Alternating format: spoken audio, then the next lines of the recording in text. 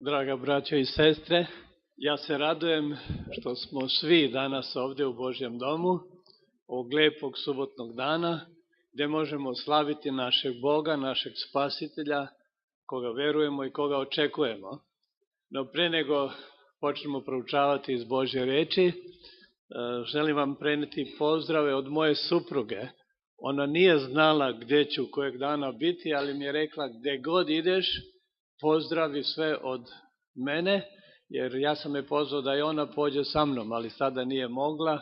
Ona radi u našoj medicinskoj školi, ali kada drugi put budem dolazio, onda će ona doći. Ja sam joj rekao da je Makedonija lepa zemlja i da je narod vrlo ljubazan i vrlo simpatičan. Tako da eto, ona je poslala pozdrave, znači svima onima gdje budem govorio, pa evo sada i danas ovdje. Hvala. Danas ćemo proučavati o jednom interesantnom predmetu, odnosno važnom predmetu iz Biblije. Ja imam u zadnje vreme propovedam, imam jedan zajednički naslov, teme za naše vreme. Mi živimo u posebnom vremenu, vrlo neobično vreme i ja često puta čitam razne vesti iz raznih zemalja sveta, raznih crkava, raznih ljudi koji nisu religiozni i svi oni osjećaju da je vreme Isusovog dolaska blizu. Neki ne kažu, koji ne veruju, oni kažu neki kraj se približava. Dolazi kraj nečemu, neobično vreme, događaju se mnoge stvari, mnogi ljudi to vide, a mi koji proučavamo Božju reč, Sveto pismo, to vidimo još i više nego što oni vide. Jedino je to što moramo se pripremiti za taj dolazak. Znate, kada nam dolaze gosti, pripremamo se. Ali nama ovdje ne dolazi gost, nego dolazi naš Bog, naš Spasitelj, koji će nas voditi k sebi u kuće i stanove koje on nama priprema. Tako da današnje proučavanje bi bilo pod naslovom Isus je rekao, ja dolazim, bio ti spreman ili ne. On će doći, on dolazi, da li smo mi spremni ili ne. A šteta bi bilo, kada to cijeli svoj život idemo sa njim. Kažemo da smo njegovi, a da on dođe, pa da ne budemo spremni. Tako da, eto, naslov je, dolazim, bio ti spreman ili ne. I kada čitamo Božju reč, mi vidimo da još iz izlaska iz Edemskog vrta čovječanstvu je dato obećanje, Isus dolazi, Isus će doći. Bilo je to hrabrenje, bila je to nada za sve hrišćane kroz mnoge vekove, za Božji narod naročito, a to je nada i za nas danas. I da, napokon je to postalo gotovo izvorom zbunjenosti, jer mnogi kažu, pa od kada mi govorimo Isus će doći? Već i stari narodi, naši očevi, naši pradjedovi govorili su Isus brzo dolazi. I to je ono što zbunjuje. Ali nismo bili spreman i on nije došao. I dalje smo ovdje na ovoj zemlji. I dalje se tu zadržavamo, nekada imamo neke proslave, 100 godina ove crkve, 50 godina one crkve. To je sve dobro, ali to sve pokazuje da smo se vezali za ovu zemlju, jer na engleskom kažu mi moramo završiti posao i onda ići kući. Ovdje smo prolaznici, ovdje smo putnici. Obećanje je govorilo da će to biti skoro, ali ako se to skoro oteže vekovima, mi koji smo ograničeni sa nekoliko desetina godina života, za nas se to čini da je to dosta davno. Ali događaji se moraju neki dogoditi pred sam Isusov dolazak. Postoje dva događaja koji se moraju dogoditi na ovom svetu i u Božjem narodu pre nego što Isus dođe. Prvi događaj je ovo evanđelje, radosna vest, mora se objaviti po celome svetu. Kao što je brat rekao, ja idem na razne krajeve sveta, propovedam i ljudi dolaze, ljudi se obraćaju, raznih klasa, raznih naroda. Ja sam iznenađen koliko ljudi vidim, nekada mi mislimo pa možda taj čovjek je neka velika osoba, taj nije zainteresovan za Boga, taj ne razmišlja o Bogu, ili ta vojna lica, policija, ne. Svi oni čeznu, oni toliko traže, jer ne znaju, nisu naučeni, nisu upućeni. U svojim kolima uvijek imam knjige i kada naiđe nekada, kažu, kontrola saobraćaja i date dokumenta, onda znate što radi policajac. On gleda u vaša dokumenta, a da li ste razmišljali zašto on ide da vidi broj sa zadnje strane, kad mu je bliži broj registracijski sa prednje strane? On ide da vidi šta imate vi u kolima pozadnje.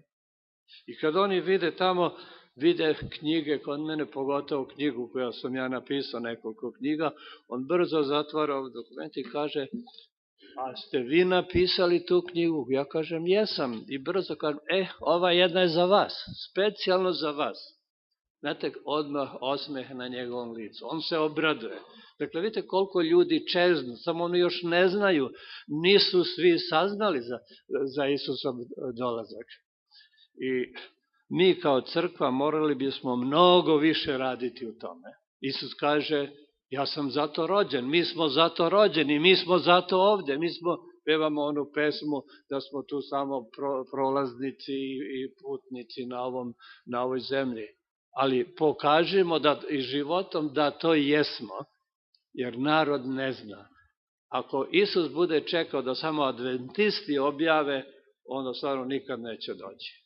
Jer iako se puno radi, još uvijek ima puno, ali Bog čini da i drugi, kaže Pavle tamo, bilo kako bilo, evanđelje će se propovedati i još i drugi ljudi propovedaju.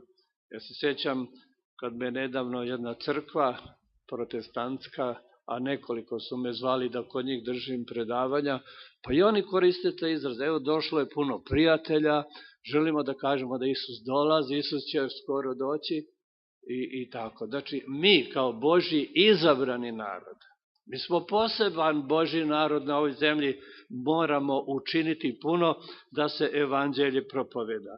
Mi svi znamo onaj tekst iz evanđelja po Mateju, 24. glava, 14. stih, gdje kaže, i propovedat će se ovo evanđelje o carstvu Božjem za svedočanstvo svim narodima i tada će doći kraj, kaže. Isus to kaže. Ja imam ovde u ovoj našoj Bibliji na hrvatskom jeziku, to je sad noviji prevod, gde su Isusove reči napisane crvenim slovima. I ovaj stih je napisan crvenim slovima. Znači, evanđelje mora biti objavljeno u celom svetu. I to se danas ispunjava. To se danas događa. Kada malo prošetate po internetu ili pogledate razne crkvene programe, propovedi, puno se propoveda, puno se govori. Drugi tekst koji je vezan uz ovaj događaj, znači da se evanđelje propoveda po celome svetu, nalazimo u knjizi proroka Zaharija. To je starozavjetna knjiga. Starozavjetna knjiga proroka Zaharija je najbliža knjiga knjizi Otkrivenja. Ovo je knjiga koja opisuje o posljednjim danima. I evo u 8. glavi imamo lepe stihove koje ćemo čitati, jer one pokazuju čežnju, želju i interes naroda današnjeg u našem vremenu. Znači, Zaharija prorok, 8. glava, od 20. stiha.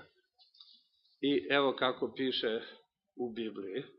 Vi pratite, znači, na makedonskom, gde prorok kaže, ovako veli Gospod nad vojskama. Ne kaže on, nego Bog tako kaže. Ovako veli Gospod nad vojskama.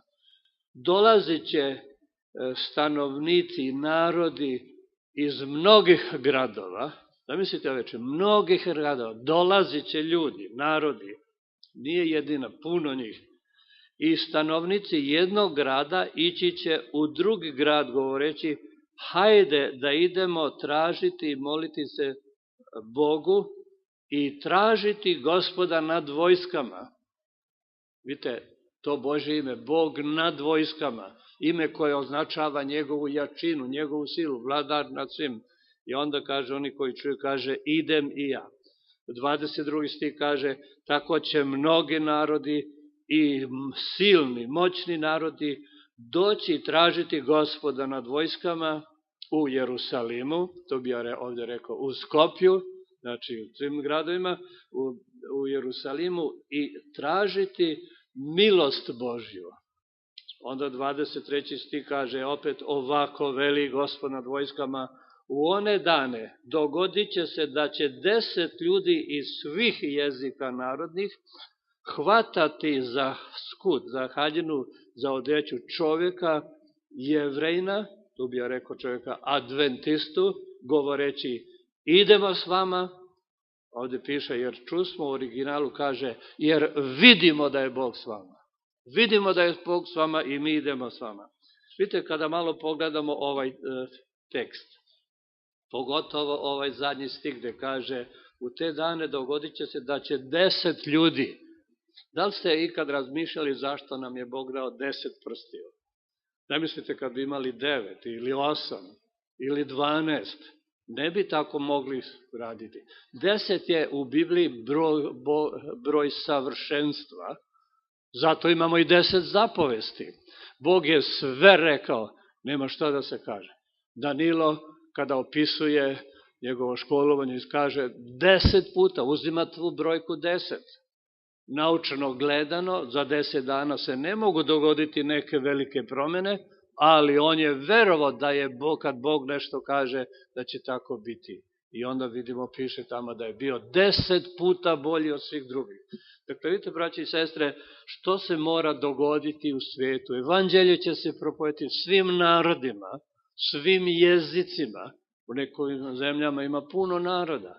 I kada čitamo ono Danilo 3. glava, kad su došli na posvećenje onog kipa, bili su iz mnogih jezika. Zamislite koliko je tu naroda bilo. Arheologija je pronašla sve te instrumente koji su se koristili u orkestru koji je tada svirao. Pronađene su i peći, jer Vavilon je građen od cigle, od zemlje, a ta cigla je vezivana asfaltom, smolom. I u tim pećima se topio asfalt. I u takvu peću su bili bacili one mladiće koji su bili bogovjerni. Dakle, što vidimo ovde? Da se evanđelje mora propovedati po celom svetu. Ljudi svi moraju znati za Isusov dolazak. Drugi događaj koji se mora dogoditi je taj, crkva mora u celosti odražavati Hristov lik. U potpunosti. Znate šta kaže Biblija?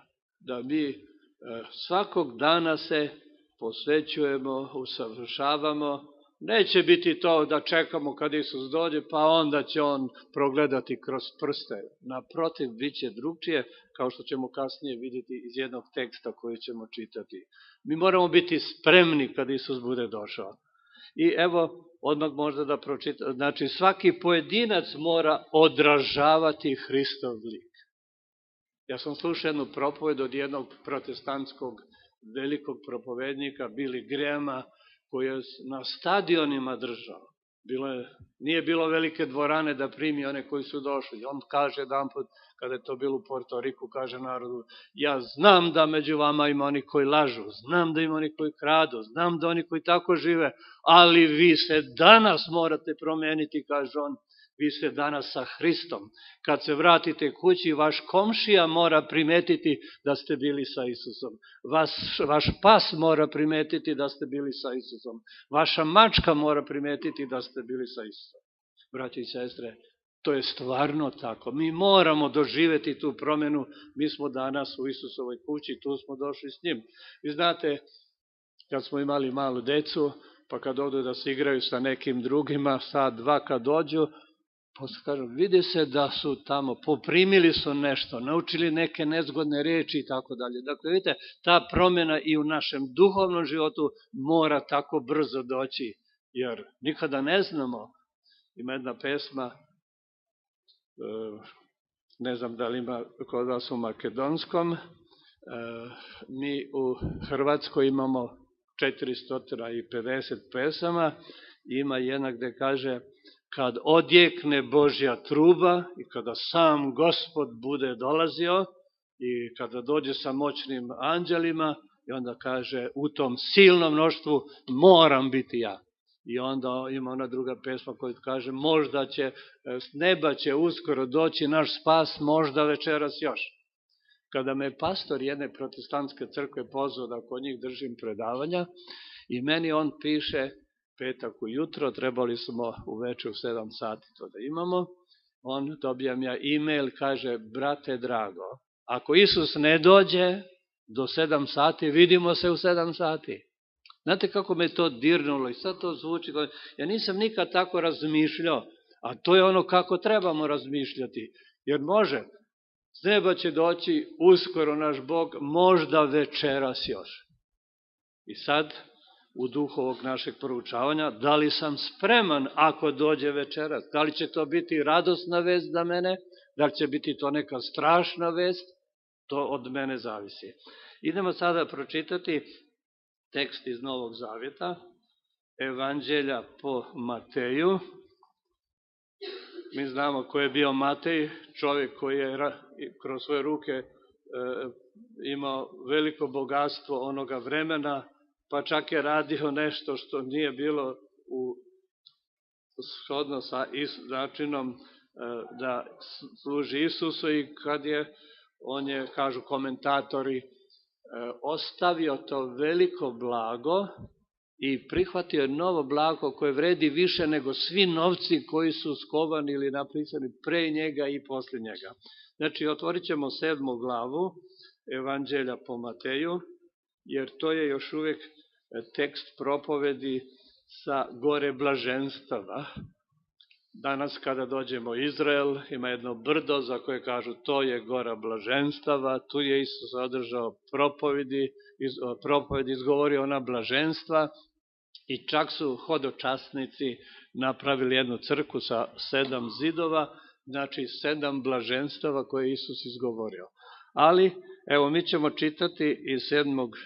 poglavlja, to je još uvek iz tog govora, iz te propovedi, a ta propoved je bila namenjena stanovnicima nebeskog carstva. To nije bilo na evangelizaciju onima koji još ne znaju, nego tu je, kako komentatori kažu, to je ustav nebeskog carstva. I evo da čitamo u Mateju 7 i da čitamo od 21. stiha do 23. Ove stihove čitao sam kod jednog dobrog teologa, Dog Prista, kaže, to su najteži stihovi u Bibliji. Najstrašniji stihovi u Bibliji. A zašto? Evo da vidimo. 7:21. Neće svaki koji mi govori Gospode, Gospode, ući u carstvo nebesko, nego onaj koji vrši volju Oca mojega koji je na nebesima. Onda dalje kaže 22. Mnogi će mi reći u onaj dan, Gospode, Gospode, pa zar mi nismo u Tvoje ime prorokovali, ili Tvojim imenom zle duhove izgonili i Tvojim imenom mnoga silna dela činili. I sad vidite ovaj strašan stih. Tada će im reći, nikada vas nisam upoznao. Odstupite od mene, vi koji bezakonje činite. Ovo su najstrašniji stihovi u Bibliji. Zamislite, ja sam razmišljao o tom i dan danas još razmišljam. Isus dolazi i ono kako nekada smo deci pokazivali, čeka kod vrata, pozdravlja sve nas, sve spašene na ulasku u nebesko carstvo. I zamislite da odjedanput, kako bi to bilo, ja dolazim kao stop. Znači, ne možeš ući. Pa Gospode, pa ja sam cijeli svoj život posvetio tebi, školovao tvoje propovednike, puto po celom svetu, propovedao, spavao i ovde i onda i bio i gladan i umoran i prehlađan i sve. On će reći, ne, nikad te video nisam, još šta kaže, idi od mene zlikovče, kaže u jednom prevodu. Zamislite te strašne reči. Ja nisam nijedno čudo do sad učinio, nikoga nisam izlečio, a ovaj koji ovde rekao kaže, pa kroz tvoje ime smo mnoga čuda činili. Vidite koliko moramo razmišljati o sebi, koliko se mi moramo pripremiti za taj dolazak, jer obećanje i dalje stoji. On dolazi, zaista dolazi. Znaci njegovog drugog dolaska se ispunjavaju jedan za drugim.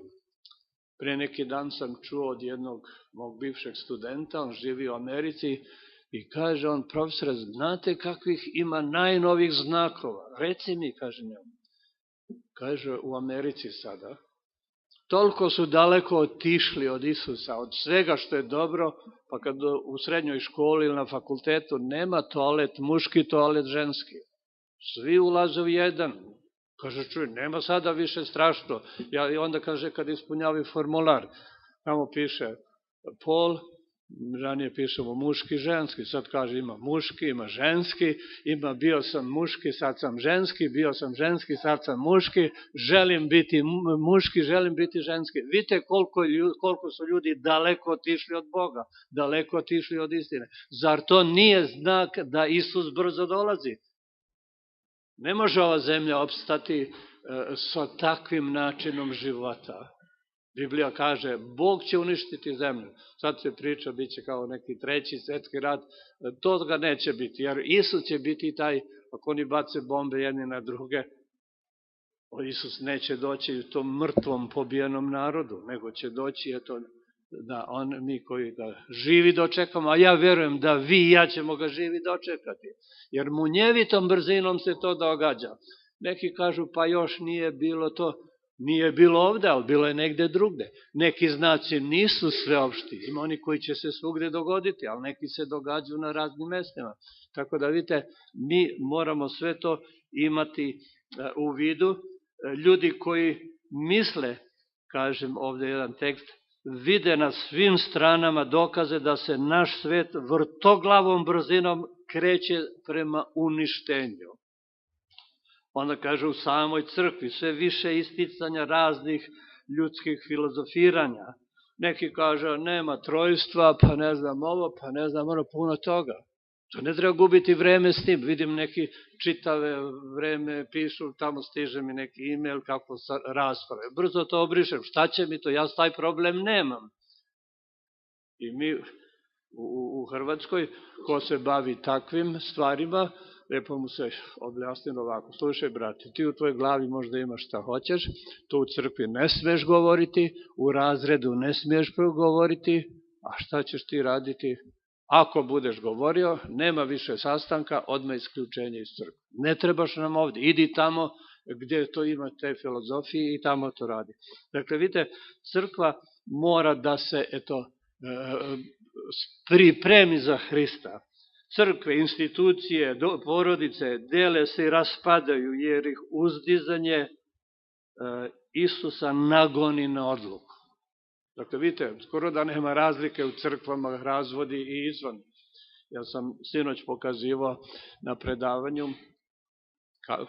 Jerusalim, pa onda kod zapadnog zida, to su ostaci hrama, to je Jevrima jedno od njegovih svetih mesta i tamo kad devojka dođe da bude punoletna, tu se to obavlja, kad mladić postaje punoletan, tu se obavlja, onda recimo kad su svadbe, tu se događaju i na prsten se upisuje iz pesme nad pesmama stih gde kaže, devojka izjavlja, ja sam mog ljubljenog i on je moj. I onda onaj tekst iz psalma kaže, ako te izneverim Jerusalime, a znamo u biblijski da je Jerusalim Božja nevesta, ako te izneverim Jerusalime, neka se osuši moja desna ruka. I među njima nema razvoda.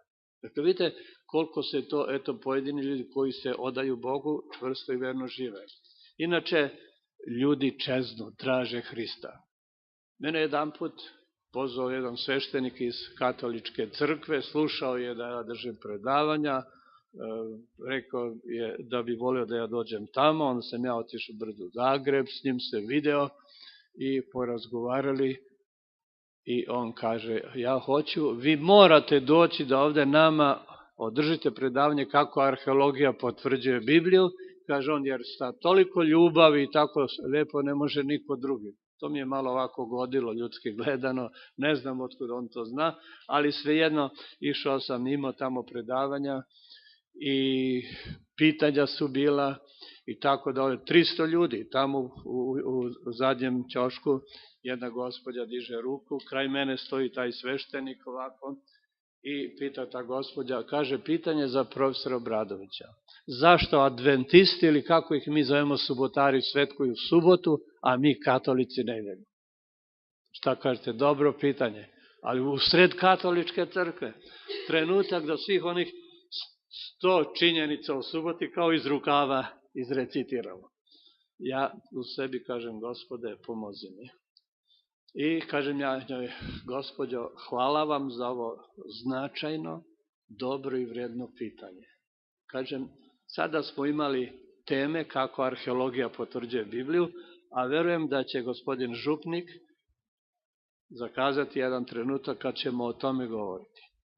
A čujte što on njoj rekao. On kaže, draga gospođo, čitajte vi Bibliju i sve ćete tamo naći.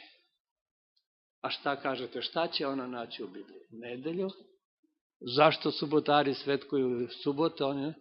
Ne, naći će da je Božji dan subota.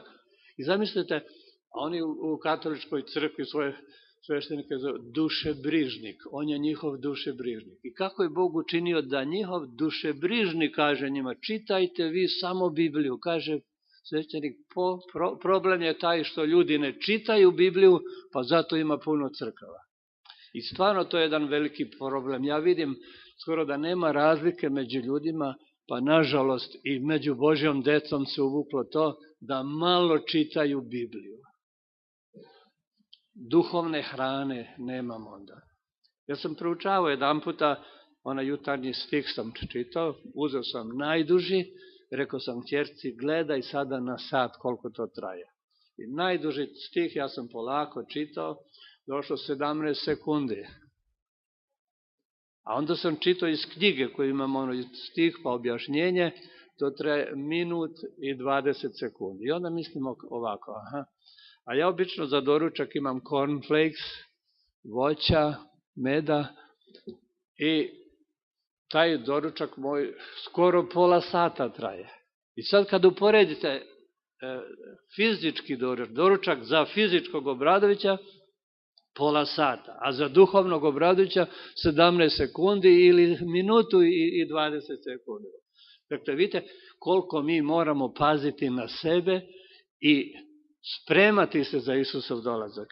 I taj sveštenik je, posle kad sam ja godinu dana kasnije držao negde drugde u Zagrebu predavanje, pa su nosili pozivnice po kućama, došli i do njega i kad on kaže, bio je star, treba ići na operaciju očiju, kaže, recite mi, je li to profesor Obradović drži predavanje, kaže da, recite svima da sam preporučio da idu da ga slušaju. A on je mene nazvao, kad me je predstavljao, kaže, tu je profesor Obradović, brat profesor Obradović, on je, kaže, profesor u adventističkoj školi, a napisao je knjigu, a iz te knjige se školuju naši sveštenici.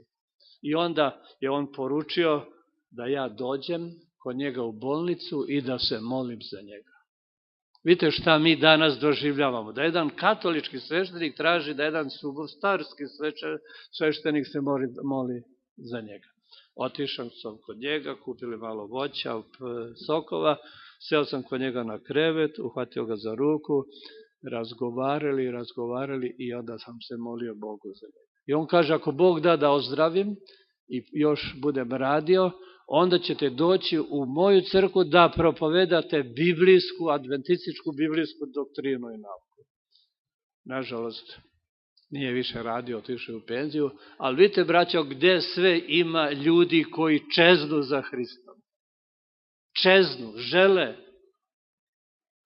Ne, iako on radi tamo, iako je tamo plaćan, on nema nekog mira u sebi. To nije istina koju on iznosi. U Bibliji drugčije piše. Jedan kaže, pa čujte, to mi je zanat, moram tako, jer pare drugčije ne mogu do njih doći i tome slično. Dakle, evo vidite kako se, što se sve danas događa. I onda na kraju pitanja se javljaju. Što ako Isus treba doći ove godine ili ovog dana? Hoće li to biti za mene dobra ili loša vest? Mislim li da sam dovoljno spreman da ga dočekam? Ili pomisao na neki skori dolazak, vidljiv Hristov dolazak čini me nesigurnim, da me zaplaši i tako dalje. To su pitanja koja nas muče. A Isus je obećao, vratit ću se. U jednom prevodu kaže, znate da kaže, opet ću doći, a u jednom kaže, vratit ću se. Znate kako, odem i kaže, evo vratit ću se. To još je malo nekako jače, jer Isus će se vratiti, on nas nije zaboravio, nije ostavio. Imam ovde jedan tekst koji piše događaj koji se dogodio 23. oktobra 1844. godine. Evo, za koji dan bit će jedna godišnjica toga. I vidite ovako, u tom tekstu piše, u toku jutarnjih sati, 23. oktobra 1844. godine, William se prevrtao u krevetu i nije mogao spavati. Pokraj njega je njegova žena Sali tiho jecala. Suze su tekle z Williamove obraze dok je grlio svoju ženu. I onda drhtavim glasom William pita, zašto Isus nije došao? Božja riječ je istinita, znam da jeste, Bog neće izneveriti, otkud onda ovo veliko razočaranje? I onda je njegova supruga potvrdila glavom, bol joj se zadržavala u grlu, a od djeca joj se treslo telo. Tog jutra je radosno pripremila doručak, sigurna da će Isus doći pre mraka. Prilikom doručka, William je skupio decu oko stola i rekao, ovo je naš posljednji doručak na ovoj zemlji. Sutra ćemo jesti sa Isusom na nebu. Kako su to lijepe riječi, pomislio sam, nikad mi nije došla, nažalost, ta misao i muči me to, kad su naša djeca bila mala, da sam mogu reći, a stvar mi znamo, kažemo, Isus će doći možda večeras još, ne znamo kad će on doći, da sam djeci rekao, fino, evo sada doručkujemo, možda ćemo sutra biti sa Isusom na nebu. A vidite, oni su tako verovali. Bili su previše uzbuđeni, kaže tekst, da bi puno jeli, zamišljali su kako će to biti kada ugledaju Hrista, kako dolazi na nebeskim oblacima sa svim svojim anđelima, zamišljali su sebe kako šetaju zlatnim ulicama i jedu plodove s drveta života. Da li smo ikada, braći i sestre, tako nešto razmišljali?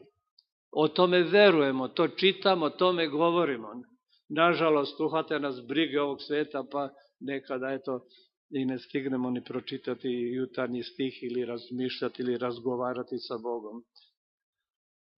Sali je nakon ručka požurivala decu da se što pre spreme. Otišli su u malu belu crkvu, čekali predivan trenutak. Jutro je bilo hladno, a topla vatra je pucketala u peći.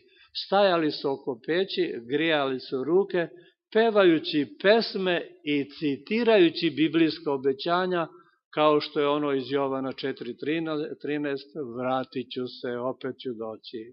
I oni su rekli, danas je to taj dan.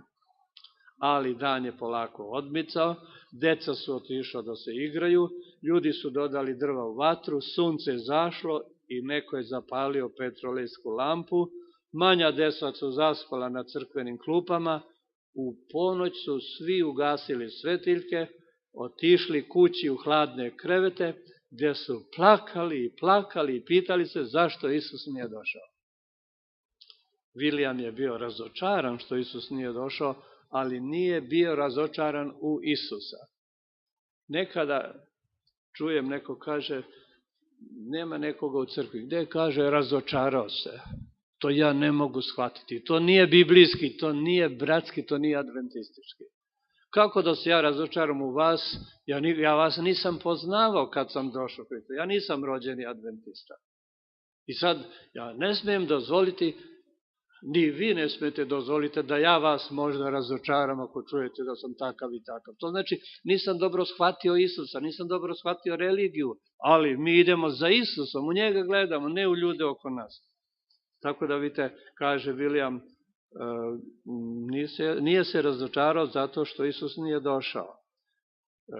Jer, kaže, na porodičnom bogosluženju sljedećeg jutra rekao je, ne znamo zašto Isus jučer nije došao, ali Gospod će poslati svoje svetlo da razumemo. Imamo Boga i On nas čuje.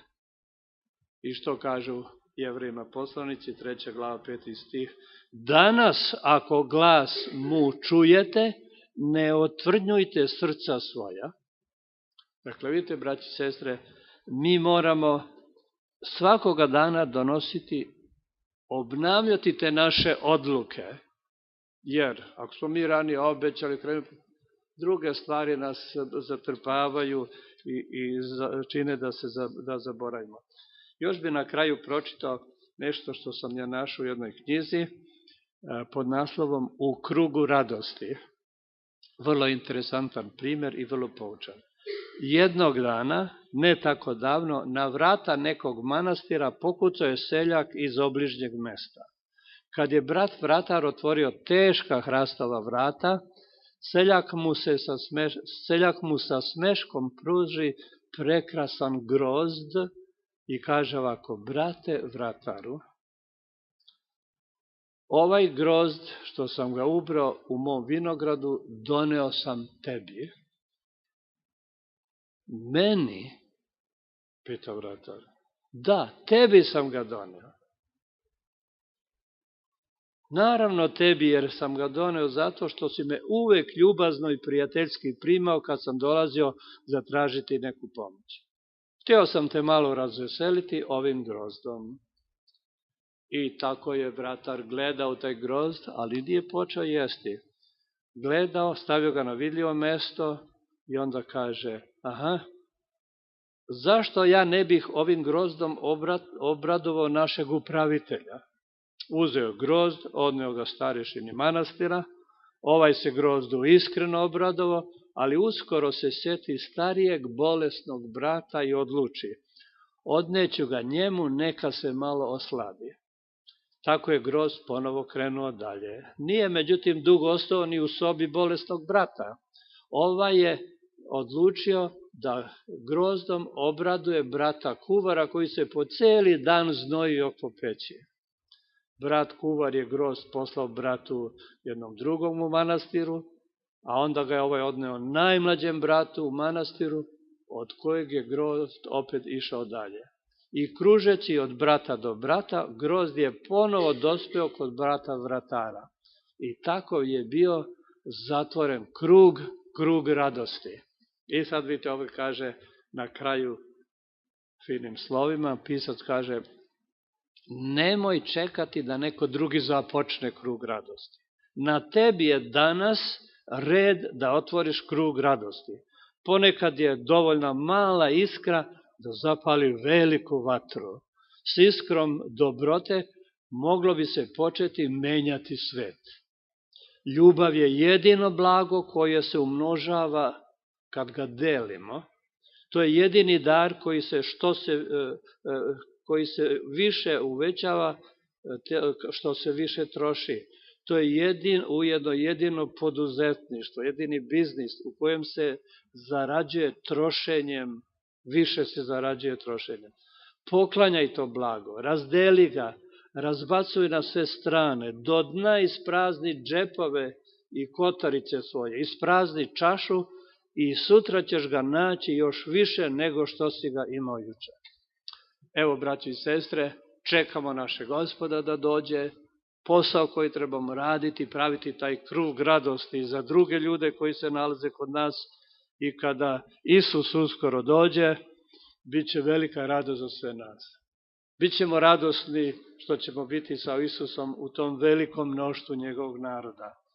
I neka bude i naša želja svih nas danas, kad se pojavi i odjekne Božja truba i kad sam Isus se pojavi sa mnoštvom anđela, recimo sada i uvek u tom mnoštvu moram biti ja. Neka Bog ispuni našu želju. Amin.